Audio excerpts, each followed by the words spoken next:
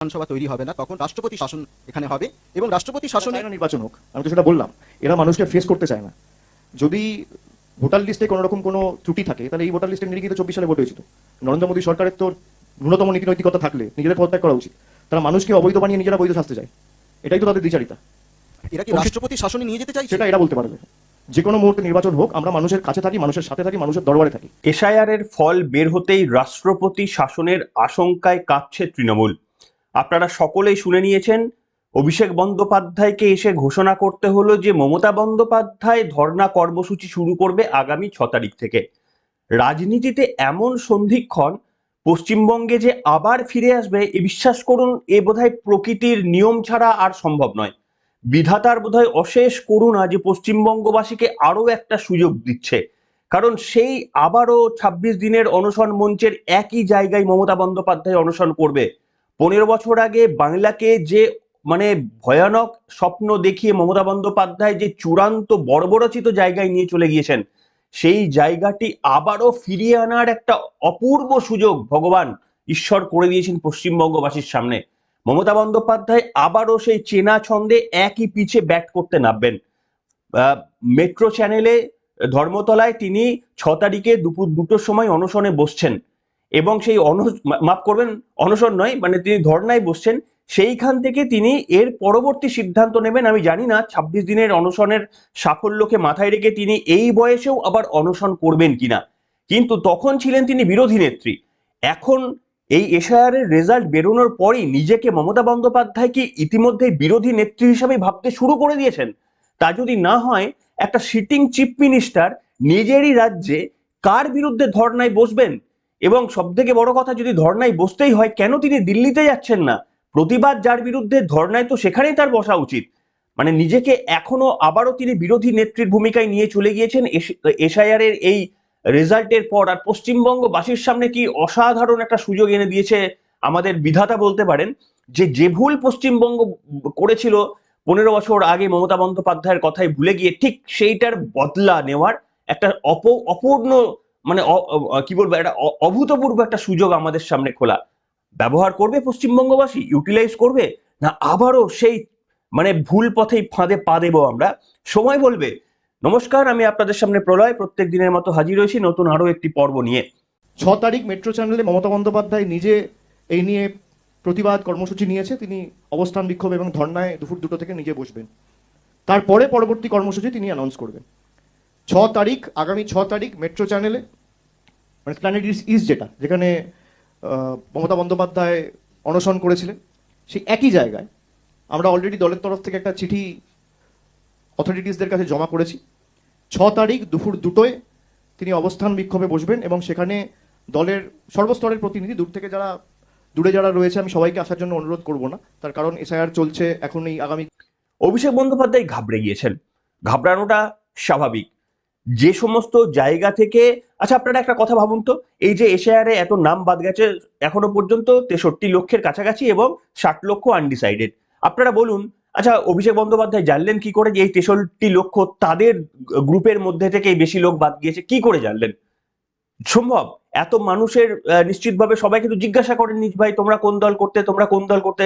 নিশ্চয়ই তাদের কাছে ডেটাবেস নেই, তাহলে কি কেন তারা আশঙ্কা করছেন? আচ্ছা, বিজেপিও তো হেরে যেতে পারতো। এই রেজাল্টের পর তো বিজেপি যতগুলো সিট জিতেছিল ততগুলো সিটও তো হারিয়ে ফেলতে পারে যদি তাদের ভোটারদের নাম বেশি বাদ চলে যায়।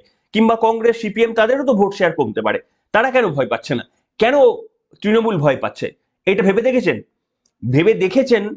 যদি না দেখেন তাহলে দেখে নিন। তার কারণ, জালি ভোটের মাধ্যমে এতদিন ক্ষমতায় টিকে ছিল যারা, এই জালি ভোট চলে যাওয়ার পরে তারাই সব থেকে বেশি ভয় পাচ্ছে। আমি ঠিক এই জায়গায় অভিষেক বন্দ্যোপাধ্যায় একটা বক্তব্য আমি শোনানোর চেষ্টা করব। সেখানে আপনারা দেখুন, অভিষেক বন্দ্যোপাধ্যায়, আমি শুধু কোটেশনটা দেখাচ্ছি, বিজেপি চাইছে বিচার ব্যবস্থার এক অংশকে কাজে লাগিয়ে ভোট পিছতে দাবি করে অভিষেক, রাষ্ট্রপতি শাসন করে দেখুক। যখনই তৃণমূল কংগ্রেস কোনো বিপদে পড়ে, তারা আক্রমণই তাদের সব থেকে বড় রক্ষণ বলে তারা মনে করে এবং সেটা করতে গিয়ে নত্বসত্ত্ব জ্ঞান তারা হারিয়ে ফেলেন।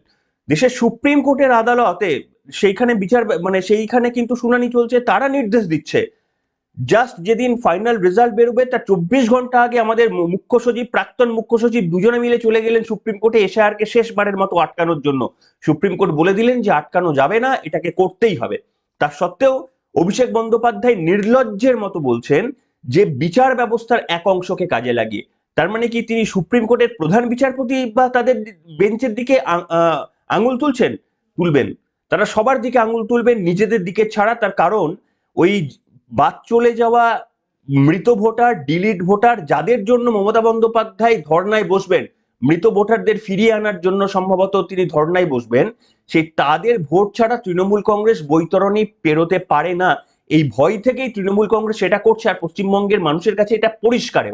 এবার আর কোনো কিছু নেই, পরিষ্কার আমরা বুঝে গিয়েছি যে এই শাসক দল এতদিন আমাদের প্রতারিত করতো, যদি না করতো তাহলে এই তালিকাতে তারা ভোট গ্রহণ করতে রাজি হয়ে যেত।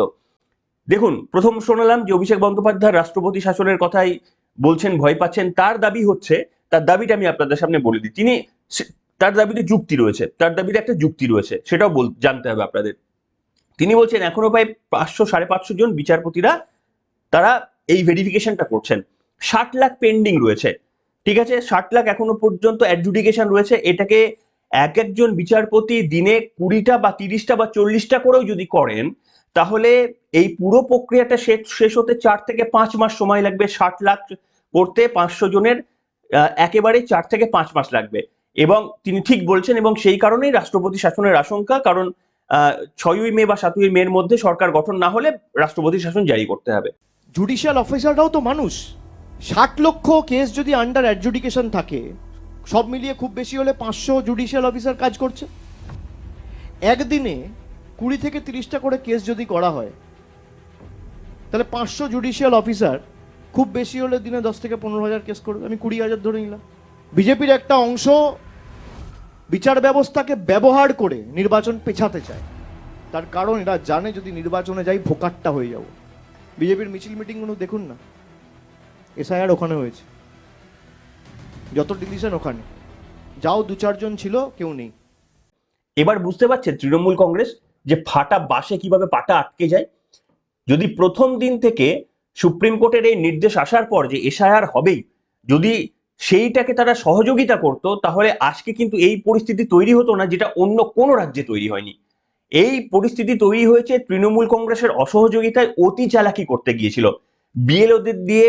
মানে এটা হচ্ছে কি বলবো, শোনা কথা, বা এটা হচ্ছে আমি তো প্রমাণ করতে পারবো না, বা এটা হচ্ছে সবাই আমরা অলিখিত কথা, যে বিএলওদের দিয়ে ইচ্ছাকৃতভাবে ভুল নাম তোলানো, কখনো আবার 10 জনকে একজনের সঙ্গে ইচ্ছাকৃতভাবে লিঙ্ক করে দেওয়া, চাল আর কাপড় মিলেমিশে একাকার করে দেওয়া। এইভাবে তারা বিভিন্ন ক্ষেত্রে সাফল্য পেয়েছেন। তারা ভেবেছেন এই রাস্তাতেও তারা ওই আবারও সাফল্য পাবেন, পেলেন না।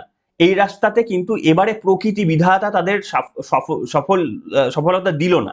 সেই কারণে অভিষেক বন্দ্যোপাধ্যায়ের আর কিচ্ছু করার নেই এটা বলা ছাড়া যে বিচার ব্যবস্থার একটা অংশকে কাজে লাগিয়ে বিজেপি এটা করছে।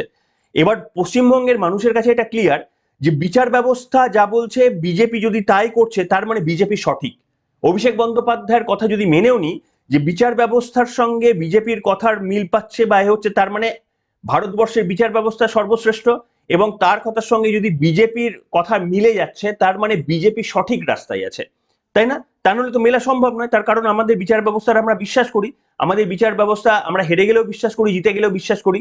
এই অভিষেক বন্দ্যোপাধ্যায় যিনি আজকে বলছেন বিচার ব্যবস্থার একটা অংশকে কাজে লাগিয়ে ভোট পেছাতে চাইছে বিজেপি, রাষ্ট্রপতি শাসনের ঘুরপথে দরজা ওপেন করতে চাইছেন, সেই অভিষেক বন্দ্যোপাধ্যায় কিছুদিন আগে, সম্ভবত 1 মাসও হয়নি, 1 মাস 1.5 মাস আগে সেই অভিষেক বন্দ্যোপাধ্যায় গলা তেড়ে বললেন যে এবার কি নরেন্দ্র মোদী, কি ভেবেছো তোমরা, এবার তোমাদের কোর্টে হারালাম আর তোমাদের এপ্রিলে ভোটে হারাবো, বলেছিলেন না এই অভিষেক বন্দ্যোপাধ্যায়? সেই দিন বিচার ব্যবস্থার উপর অত্যন্ত সম্মান ছিল তার। আমি খুঁজে আনার চেষ্টা করবো সেই বক্তব্যটা যদি পাই শোনাতে।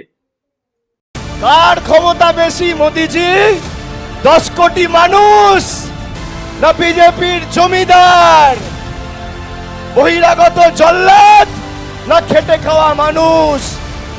আজকে কোর্টে হারালাম, এপ্রিলে ভোটে হারাবো।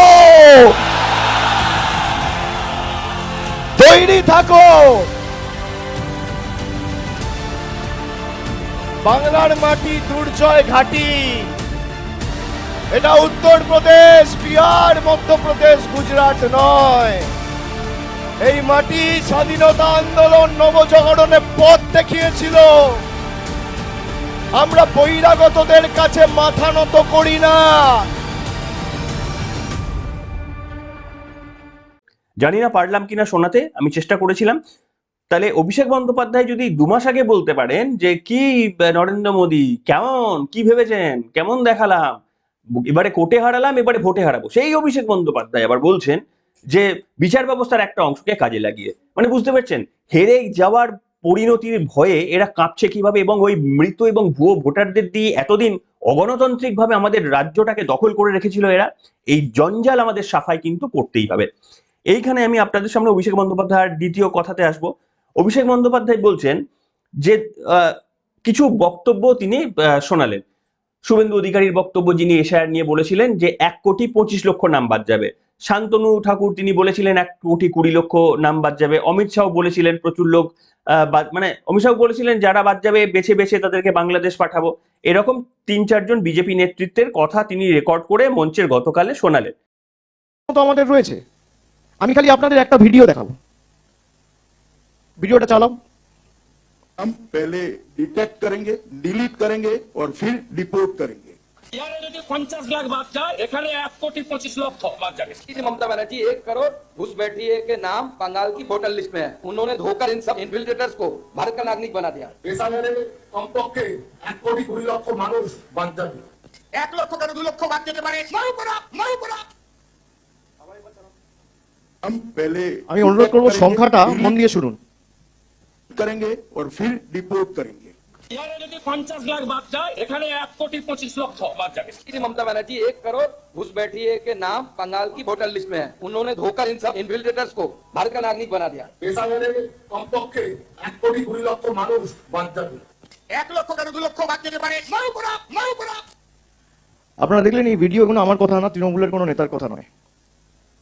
রাজ্যের বিরোধী দলনেতা শুভেন্দু অধিকারী তিনি এসআইআর হওয়ার আগে, সংখ্যাটা এই কারণে আপনাদের সবাইকে বললাম মনোযোগ দিয়ে শুনুন, তিনি বলছেন 1,25,00,000 নাম বাদ যাবে।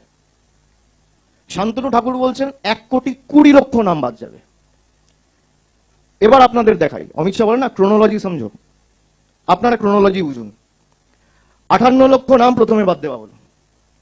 কালকে দেখানো হয়েছে যে ফর্ম 7 এর মাধ্যমে 5,48,000 মানে 5.5 লক্ষ। তাহলে 58 লক্ষ আর প্রায় 6 লক্ষ যদি আমি ধরি তাহলে কত হলো? 64 লক্ষ। 6,06,675 under adjudication, sorry 7,06,675 under adjudication. তার মানে 64 আর 60 কত হলো? 1,24,00,000। শুভেন্দু অধিকারী বলেছে 1,25,00,000। শান্তনু ঠাকুর বলেছে 1,20,00,000। এটা আমার কথা নয়, টার্গেট অনেক আগে সেট করে দেওয়া হয়েছে। এই অপদার্থগুলো তো বিজেপি নেতাদের 200 টার্গেট পার করতে পারে না। ঠিক আছে, এই শোনানোর পর তিনি বলছেন তাহলে কি করে জানলো বিজেপি? তার মানে তার বক্তব্য কি হাস্যকর শুনুন। তিনি বলছেন তার মানে বিজেপি যে টার্গেটটা বেঁধে দিয়েছিল কমিশন সেই টার্গেটটাই অ্যাচিভ করেছে।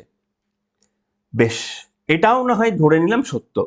আচ্ছা, তাহলে 2024-এর লোকসভা নির্বাচনে অভিষেক বন্দ্যোপাধ্যায় কিংবা মমতা বন্দ্যোপাধ্যায়ের যারা প্রতিনিধি, আমাকে এক্স্যাক্টলি বলেছিলেন মনে নেই, যারা বলেছিলেন যে বিজেপি তখন বিজেপি প্রচুর আসন পাবে, কেউ বলছে 25টা পাবে, কেউ বলছে 30টা পাবে, এরকম আসন যখন দেখানো হচ্ছে তখন অভিষেক বন্দ্যোপাধ্যায় বলছেন বিজেপি 10টা আসন পাবে কিনা সন্দেহ।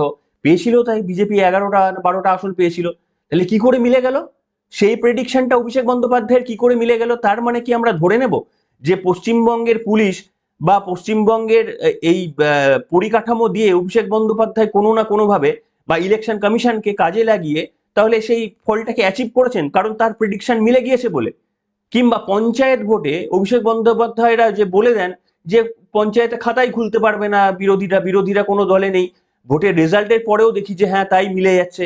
কিংবা যে সমস্ত ধরুন উপনির্বাচনগুলোতে দেখি বারবার বলেন ওখানে বিজেপি হারবে, ওখানে সিপিএম হারবে, নির্বাচনের ফলের প্রকাশের পরেও দেখি হ্যাঁ বিজেপি হেরে গিয়েছে, হ্যাঁ তৃণমূল হেরে গিয়েছে। তাহলে কি এটা ধরে নেব যে অভিষেক বন্দ্যোপাধ্যায় ওখানে কারচুপি করেছেন? তাহলে ভোটের প্রেডিকশন বলে, ওপিনিয়ন পোল বলে, এক্সিট পোল বলে তো কিছুই থাকতো না, সার্ভে বলে কিছুই থাকতো না। একটা মানুষের কোনো কমেন্ট করলে যদি বলে যে এই কমেন্টটা করেছে এবং এটাই পরে যদি সত্যি হয়ে যায় তার মানে ওর জন্যই এটা হয়েছে।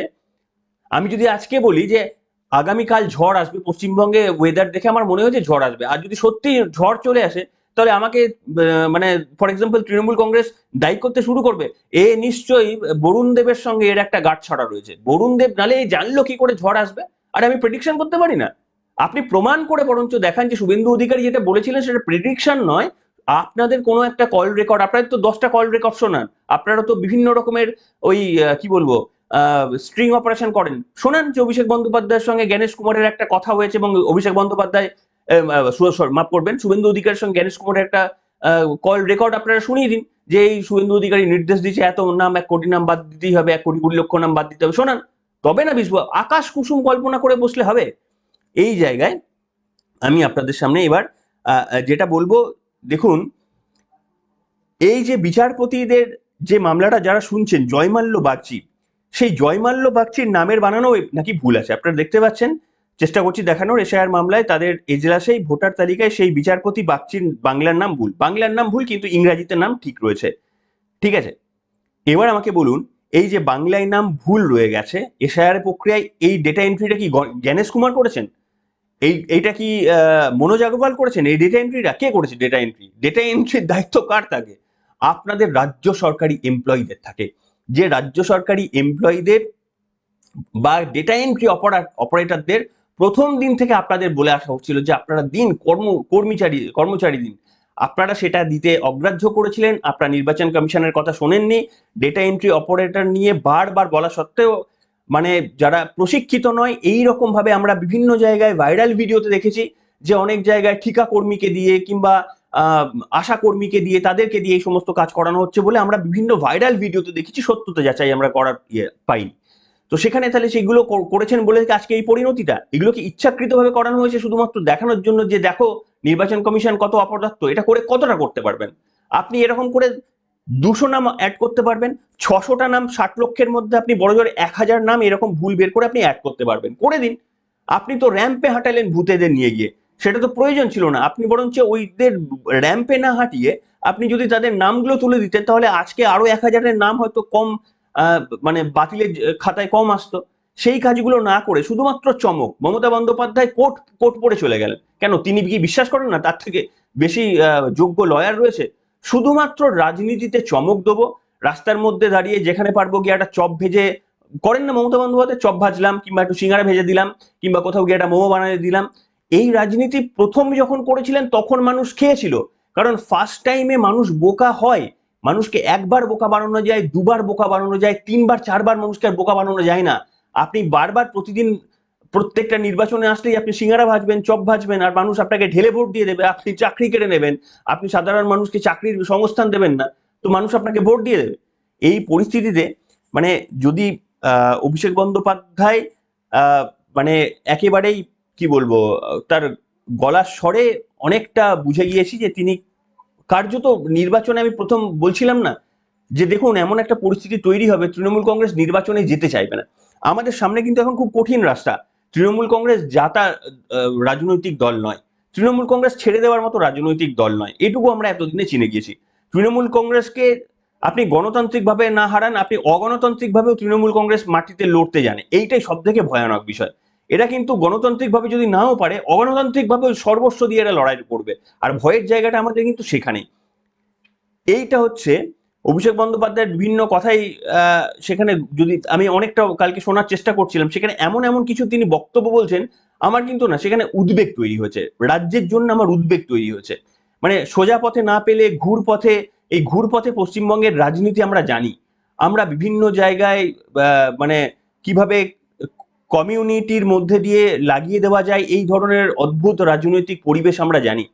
মমতা বন্দ্যোপাধ্যায় বিধানসভার মধ্যে শুভেন্দু অধিকারীকে একবার বলেছিলেন, ওদের নাম বলছো বারবার, ওদেরকে একবার যদি বলি আমি তাহলে তোমরা কোথায় থাকবে, একটা মারাত্মক ইঙ্গিত করেছিলেন। ইঙ্গিতটা কিন্তু আজও সত্যি।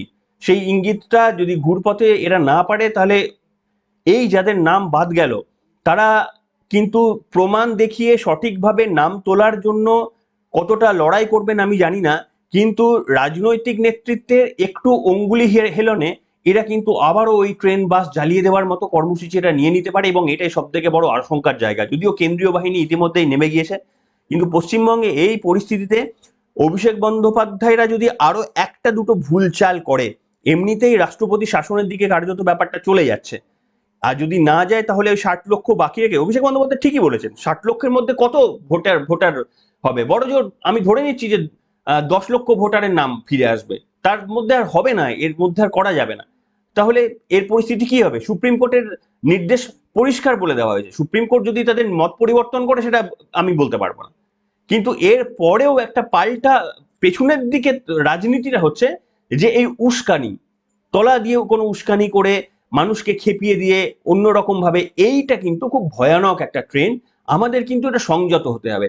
রাজনৈতিক নেতৃত্বের পালাবদল কিন্তু হয়, এটাই স্বাভাবিক, কিন্তু রাজনৈতিক নেতৃত্বরা যারা মানে যারা রাজ্যটাকে নিজেদের সম্পত্তি বলে ভেবে নেয় না, তারা ওইটা মানতে পারেন না যে একদিন এই রাজ্যটা আমি এই গদিতে থাকবো না, এটা তারা মানতে পারেন না। সেইটা না পেরে তারা মানে কি বলবো, যতটা বাজে সম্ভব ততটা ভাবতেও কিন্তু মানে আমি আমার রাজ্যের কথা বলছি না, অন্যান্য রাজ্যের কথা বলছি, সেটা দ্বিধাবোধ করে না। আমার আশঙ্কাটা কিন্তু সেই জায়গায়। পুরো গুছিয়ে বললাম না, ইচ্ছা করে বললাম না, তার কারণ সবটা গুছিয়ে বলা যায় না, বাকিটা আপনাদের বুঝে নিতে হবে। কিন্তু আমি আপনাদের সামনে আমার দর্শকদের অনুরোধ করব, সংযত থাকবেন, রাজনৈতিক নেতৃত্বের উস্কানিমূলক মন্তব্যে পা দেবেন না। তারা আজ আছে, কাল নেই, কিন্তু আপনার পরিবার তারা আজও আছে, কালও আছে, আর চিরন্তন থাকবে। তাই সেই কারণে সেই দিকে খেয়াল রাখবেন। এইটা বলার সময় এসে গিয়েছে যে ভোট নির্বাচন ঠিকঠাক ভাবে যদি হয়, এই শাসক দলকে আপনি পরে মানে এই নির্বাচনের রেজাল্টের পর খুঁজে পাবেন না। অভিষেক বন্দ্যোপাধ্যায়ের চোখ মুখে সেটা স্পষ্ট। আর মমতা বন্দ্যোপাধ্যায়ের বাকিটা 6 তারিখে তিনি যখন ওই ইয়েতে বসবেন, কি বলবো, ধর্ণা কর্মসূচিতে বসবেন, তারপরে তিনি আজীবন অনশন করতে শুরু করবেন, নাকি তিনি দিল্লি যাবেন, না কি করবেন, সেই অভিযানের পরই কিন্তু আমরা বুঝতে পারবো যে তারা ঠিক কতটা ভয় পেয়েছে এবং কি তারা রাজনৈতিক চাল নিচ্ছেন, সেটা বাকিটা সেই সময় বিশ্লেষণ করব। আপনাদের সকলের মতামতের প্রতীক্ষায় থাকলাম, এখনকার মতো এখানে।